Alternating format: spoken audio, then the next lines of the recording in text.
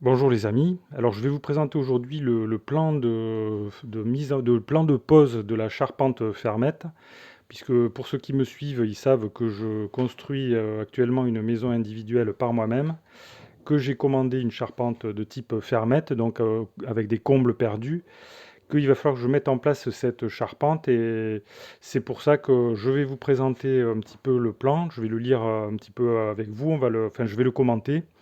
Je pense que ça pourrait vous servir si vous avez vous-même un projet de construction, soit que vous souhaitez poser une charpente par vous-même, ou alors simplement que vous souhaitez savoir un petit peu comment peut se passer la mise en place d'une charpente fermette sur une maison. Alors, la charpente est livrée avec un plan plastifié. Donc, c'est ce plan-là que vous voyez ici, là. Et il est plastifié parce qu'il est destiné à être utilisé directement sur le chantier pour la pose. Et donc, il va donner les instructions à suivre pour poser correctement la charpente. Alors, cette charpente, elle a été fabriquée par Chausson Matériaux, voilà. Voilà, sur la première page, on voit donc des informations que j'ai anonymisées là. Et on va voir donc date. Ici, un aperçu 3D du plan de la charpente une fois posée. Donc, comme vous pouvez voir, en fait, le concept de la charpente fermette, c'est que il y a beaucoup de fermes, en fait, elles sont très nombreuses.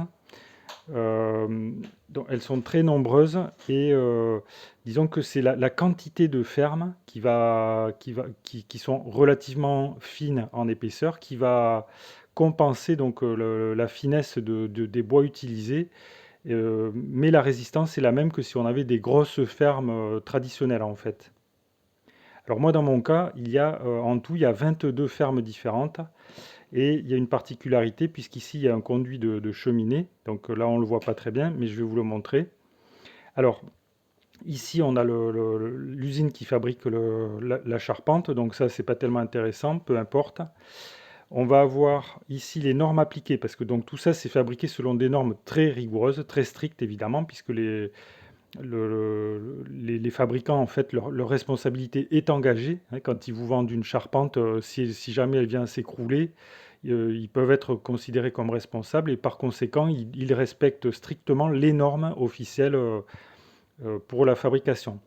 Alors, je vous en avais parlé dans une autre vidéo, mais vous voyez qu'ici, ils vont prendre en compte différentes hypothèses de calcul pour le dimensionnement, on va dire, des fermes et de la charpente, et notamment la neige, la région de neige, c'est-à-dire il y a des régions où il neige énormément. Alors moi, je suis dans une zone plutôt montagneuse, donc je suis en zone A2. Il faut en tenir compte, évidemment, parce que quand vous avez un mètre de neige sur un toit, il faut que la charpente soit en mesure de supporter ce poids de neige. Donc moi, mon terrain se trouve à 710 mètres d'altitude. On va prendre en compte également le vent, puisque le vent peut avoir un impact sur la toiture. La catégorie de terrain, la zone sismique. Moi, je suis en zone 3, donc zone modérée, puisque ça a un impact sur la manière dont est implantée la charpente. On prend en compte le type de couverture, c'est-à-dire les tuiles. Est-ce qu'on a des tuiles en terre cuite traditionnelles qui sont assez lourdes, ou est-ce qu'on va avoir par exemple une couverture en acier, en tôle? C'est pas le même poids, et donc il faut en tenir compte dans la construction du bâtiment. On prend également en compte les faux plafonds qui vont être installés sous la charpente et qui vont être soutenus donc par cette charpente, ainsi que la sous-face. En fait, la sous-face, je crois qu'il s'agit de l'isolant, qui lui aussi va être supporté donc par la charpente. Alors l'anthrax, 630 mm, l'anthrax c'est l'écart moyen, je pense, entre les différentes fermettes. Et alors l'accélération, je ne sais pas de quoi il s'agit. Alors si quelqu'un le sait, si un professionnel parmi vous, il peut toujours expliquer de quoi il s'agit dans les commentaires. Alors il y a quelques règles à respecter de base en ce qui concerne la manutention et le stockage, et notamment il faut isoler les sols, stocker les fermes déjà verticalement. Elles ne sont pas prévues pour être mises à plat comme ils ont mis ici, puisqu'elles sont censées supporter les charges. Elles sont censées conçues pour travailler dans le plan vertical, c'est écrit ici. Et donc la manutention et le transport doit s'effectuer verticalement et non à plat. Voilà, donc là il montre l'exemple de deux ouvriers qui sont en train de manipuler une ferme. Alors je précise que chacune de ces fermes fait, je crois, 28 kilos ou quelque chose comme ça, quoi. Donc c'est quelque chose qui est relativement léger, mais c'est très encombrant puisque mes fermes à moi, la largeur, là, à la base, elles font 8,40 m. Donc disons que c'est très encombrant. C'est pas très lourd, mais c'est très encombrant. Alors, qu'est-ce qu'on peut dire ensuite? Oui, que les fermes ne doivent pas rester exposées aux intempéries. Ça explique, c'est pour ça que je les ai couvertes avec une bâche en attendant de les poser, puisque les intempéries, évidemment, c'est du bois, ça peut les détériorer et elles peuvent se gorger d'eau et il faut pas quoi, il faut les essayer autant que possible, il faut les garder au sec avant que la couverture ne soit posée. Alors si vraiment vous voulez les stocker horizontalement, c'est possible, mais dans ce cas-là, il faut respecter le calage par des bastins ou des madriers répartis sous les nœuds d'assemblage. Alors les nœuds d'assemblage, en fait, ce sont les parties métalliques qui assemblent les différents bois quoi, de la charpente. Et donc, il faut que chaque nœud soit bien appuyé sur un plan égal aux autres nœuds. Alors, voilà quelques règles de base sur la première page. Sur la deuxième page, on a un plan vu d'en haut, vu de dessus, donc de la charpente, avec ici un plan de coupe. Donc on a les dimensions de la charpente. Alors effectivement, vous voyez que moi ici, la hauteur là, de la charpente, c'est 2110. Donc c'est 2 mètres 11 en réalité. Voilà, entre le point ici, le point le plus bas, elle fait 2 mètres 11. La largeur, c'est 8 mètres 40. 8 mètres, 8 mètres 20. Ensuite, ici, on a un plan donc vue de dessus avec, on voit les différentes fermes ici. Donc là, la partie qu'on voit en blanc ici, c'est le pignon. La même chose de l'autre côté. Vous voyez que c'est quelque chose qui est tout à fait simple en fait, hein. Ma maison, c'est un rectangle. Il n'y a rien de plus simple. Et on voit ici les différentes fermes, donc avec un entraxe à chaque fois entre les fermes de 630. Donc 63 cm entre chaque ferme. Avec une exception quand même ici, parce que là, ce qu'on voit ici, c'est le conduit de fumée, en fait, de cheminée, quoi, qui va se trouver ici. Et ici, donc, par conséquent, ça modifie un petit peu l'anthrax ici, puisqu'on n'a que 558. Voilà. Donc, vous voyez que c'est quelque chose de très simple. Et ici, avec un anthrax un petit peu plus petit, et également ici. Alors, il y a une note qui est indiquée en haut là, qui est très importante. La charpente ne reprend pas les efforts dans les murs, en façade et pignon. Alors, qu'est-ce que ça veut dire? Ça veut dire que, en fait, vos murs et vos pignons, il faut qu'ils tiennent tout seuls, quoi. Il ne faut pas du tout que la charpente, elle serve de support pour un mur, quoi. C'est absolument pas prévu pour ça, quoi. Donc, ce sont les murs et les pignons qui sont le support de la charpente et non pas l'inverse, quoi.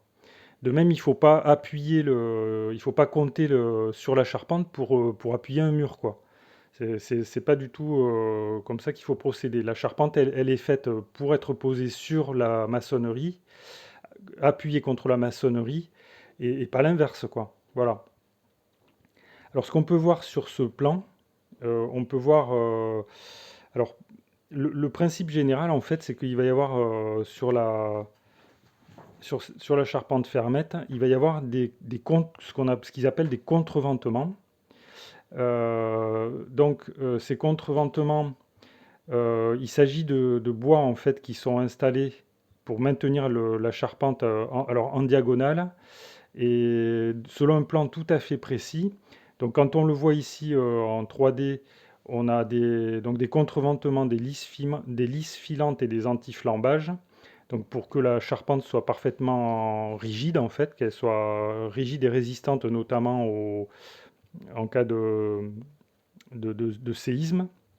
Et c'est ce qu'on voit ici. Vous voyez qu'il y a donc les différentes catégories de bois qui servent à fixer la charpente, on a des lisses filantes, vous voyez, avec la section des bois, les contreventements, les bois d'anti-flambement et les bois parasismiques.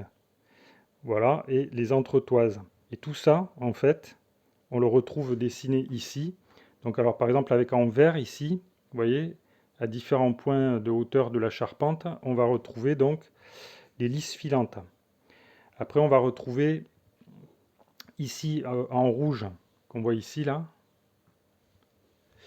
il s'agit des bois d'anti-flambement. Vous voyez qu'ils sont disposés, quand on les voit d'en haut, ils sont disposés comme ça, en carré, comme ça.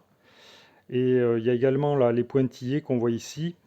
Alors ça, il s'agit des bois donc, parasismiques qui ont une section de 36 mm x 122 et sur une longueur de 4 mètres et qui sont disposés, comme vous pouvez le voir ici, en diagonale à certains points précis de la charpente et qui reprennent en fait les différents efforts qui vont s'appliquer sur les différentes fermes. Voilà, donc après, qu'est-ce qu'on peut dire de plus? Alors, la charpente ne reprend pas les efforts de maçonnerie en façade et en pignon, c'est la même chose que ce qui a été dit ici. Et ici, on peut rajouter, ils ont rajouté ceci là, le parasismique de la charpente est assuré par un diaphragme continu dans le plan des arbalétriers des fermettes où les efforts sont renvoyés dans les angles de la maçonnerie. Donc ça, cette phrase, ça explique la disposition en fait de tout ce qu'on voit ici, de l'implantation quoi, de tous ces bois. Il y a ici également, comme vous pouvez voir, en bleu là, les contreventements qui font une espèce de continuité là tout le long de la charpente. Alors, ensuite, j'oubliais, sur cette partie, les fermettes, elles sont fixées au pied, là, en pied, sur la maçonnerie, avec des équerres. Vous voyez, alors il y a un goujon sur la partie, on va dire sur la partie en béton, là, et ici, vous avez 7 emplacements sur la partie qui va venir se fixer sur la fermette, en pied de fermette, qui vont venir se fixer dans le bois. Et il y a ces équerres sont fixés, il en faut 2 par ferme, de part et d'autre, quoi, à chaque fois. Voilà. Donc ce qui fait qu'au total, il va y avoir 42 équerres, puisque sur cette partie, il n'y en a qu'une, évidemment. C'est celle qui est contre le pignon. Alors ensuite, continuité des supports de couverture. Là, vous voyez qu'on a, pour les différents bois qui sont... Là, en 3D, on voit la manière de poser les... Vous voyez que c'est un plan très précis à suivre, en fait. Donc, il y a un ordre à suivre. Hein. Voilà, donc priorité de pose. Quand on a 2 bois, on a les pièces d'anti-flambement qui sont prioritaires. Voilà, donc il faut poser en premier, j'imagine. Ensuite, on a ici les règles d'assemblage, quelques règles d'assemblage ici quand on a 2 bois qui sont parallèles. Voilà. On a ici la disposition des cales intermédiaires là, entre les fermes. Voilà, la manière de poser les différents points, en fait, les différents points d'assemblage. Vous voyez? Alors, ensuite, quelques remarques de plus, très important. Il faut utiliser des pointes d'une certaine section et d'une certaine longueur. Donc 70 mm pour les bois qui auront 25 mm de diamètre et 90 mm pour les pointes. Il en faut 2 à chaque fois. Pour les bois qui ont un diamètre une épaisseur de 36 mm. Et on utilisera, très important, des pointes torsadées, annelées ou crantées en excluant les pointes lisses. Évidemment, il s'agit d'une question de résistance de ces pointes. Donc, toujours utiliser des pointes torsadées, annelées ou crantées. Alors, dans le cas où vous auriez des échelles de pignon, ils vous mettent un plan ici. Moi, c'est pas mon cas, j'en ai pas, donc ça ne me concerne pas, quoi. Ensuite, il y a ce qu'ils appellent des fermettes multiplis. Alors les fermettes multiplis, je pense que c'est quand vous avez des toits à quatre pentes ou ce style, et qu'il y a besoin de doubler des fermes ou de tripler des fermes parfois. Donc là, ils donnent des règles sur la manière de procéder pour ce genre pour ce genre de cas particulier. Ensuite, la fixation des règles des fermettes contre le pignon. En fait, on doit les fixer avec des chevilles de type FPNH M10 160-90. Donc, ce sont des chevilles qui doivent être fixées tous les 1,20 m, vous voyez, tout le long, en haut, y compris en bas. Et la fixation des fermettes, évidemment, elle est à la charge du client si elle n'est pas chiffrée. Donc ça, c'est pour les fermettes qui sont appuyées sur les pignons. Alors pour finir, on a l'ancrage dans la maçonnerie, j'en ai parlé. On utilise des équerres, donc on met de part et d'autre des fermettes. Là, on a le mur maçonné, donc là, c'est du béton ici. Et on va utiliser des équerres qui sont fournis et on va planter des chevilles en béton de diamètre 8 mm et qu'on va fixer avec des goujons. Et sur la partie en bois, comme je l'ai dit tout à l'heure, il y a 7 pointes de diamètre 4 et de longueur 35 mm qui vont servir à fixer la ferme sur l'équerre. Donc voilà les amis, vous voyez un peu le principe le plan de pose en fait, à quoi ça ressemble. Vous voyez un exemple que je crois que j'ai dit à peu près tout ce qu'il y avait à dire, on l'a parcouru en entier. Donc qu'est-ce qu'on peut dire par rapport à ce plan de pose? Bon, il est très détaillé, je pense qu'il y a tous les éléments nécessaires, utiles. Est-ce que c'est compliqué? C'est peut-être pas compliqué, mais il faut être très très attentif, je pense, à la bonne exécution du plan, à la bonne mise en place des différents bois, donc des lisses filantes, contreventement, anti-flambement, etc. Il faut être très rigoureux, je pense, dans la mise en place de ces différents bois pour assurer une cohésion parfaite de la charpente. Alors voilà les amis, cette présentation donc, du plan d'une charpente fermette est terminée. Donc je vous montrerai un peu comment ça se passe quand je la mets en œuvre moi-même, puisque là pour l'instant j'ai uniquement mis en place les 2 premières fermettes donc, sur les pignons, et encore elles sont pas fixées pour l'instant. Donc si ça vous intéresse, vous pouvez vous abonner à la chaîne, comme ça vous verrez un petit peu ce qui se passe, comment je m'en sors, quoi. Voilà. Et vous pouvez laisser vos questions, vos remarques ou vos commentaires dans le fil de discussion sous la vidéo. Vous pouvez également cliquer sur le pouce j'aime sous la vidéo si la vidéo vous a intéressé. Je vous remercie pour votre attention et je vous dis à bientôt pour de nouvelles vidéos.